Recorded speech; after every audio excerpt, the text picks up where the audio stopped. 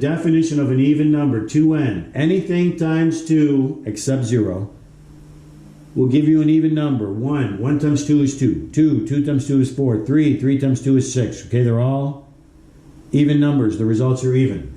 So, an event B would be a multiple of 3. Okay? A multiple of 3. So that would be 3, 6, 9, etc., right? But a die only has 3 and 6. So is it possible for me to roll an even number and a multiple of 3 at the same time? Well, 3 is not an even number. So definitely not that one. But 6 is a multiple of 3 and it's an even number. 2 times 3 is 6, right? So that is possible. So that is not mutually exclusive, okay? So you have to do number 3. Now, example number 4 on page 689, and the formula is on the bottom of formula is bottom of 689. Problem 4 is on page 690. Okay, determining whether event A and event B are mutually exclusive. Well, like I said, I'm driving to Kiev from Paris and I'm flying to Kiev from Paris at the same time. I can determine that those are mutually exclusive. Both of those cannot happen. Okay? So, special note, can't take both. Okay? That they can't both be acceptable. So they are mutually excusable.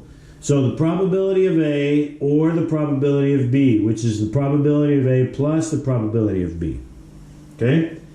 Again, just make sure I know the formulas are, look, if you take statistics, this is crucial. You're going to really need to know this if you take stats. Okay? So what are the events? Let's identify the probability of A in problem number 4. At your high school, a student can take one foreign language each term. About 37% of students take Spanish. About 15% of the students take French.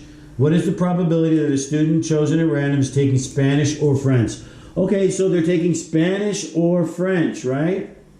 It doesn't make a difference which one they take. They want to know what is the probability. They want a number, a value, right? So the probability of A is taking Spanish. That's 37% or 0.37. The probability of taking French, well, that's 15% out of the total, right? There's 100% of students. 37% of the students taking a language are taking Spanish. 15% of the students taking a language are taking French, okay? These percentages are these decimals. So, I mean, I think this is like basic knowledge. You think about this without thinking. You know, it's like if there are 2 out of 5 people taking Spanish and 2 out of 5 people taking French, then how many people are taking Spanish or French? Well, 2 out of 5 and 2 out of 5 is 4 out of 5, right? So this is the same thing. So taking Spanish, 0.37 is 37%. Taking French is 15%, 0.15. So what's the chance of this or that happening? 0.37 plus 0.15 is 0.52. So if there's a 52% chance that a student taking a language is either taking Spanish or French. Well, look, you can see here 37% and 15% is greater than 50%. So more than 50% of the students taking a language are taking Spanish and French. That seems to be common knowledge. We're just doing the math and applying the formula, okay? So let's look at problem example 5. 2 events are not, okay, not mutually exclusive. Again, you don't have to memorize formulas. You're just going to have to know which one to apply to, right? So, problem 5. When 2 events are not mutually exclusive, you need to subtract the probability of the common outcomes. In other words, what's the probability of A in this problem? Multiple choice. Suppose you reach into the dish. The dish is at the right, okay? They're talking about this dish right here. Suppose you reach into the dish and select a token at random. What is the probability that the token is round or green? Okay, round or green. So probability of A is that they're round. That I have the probability that I choose something round is 5 out of 9.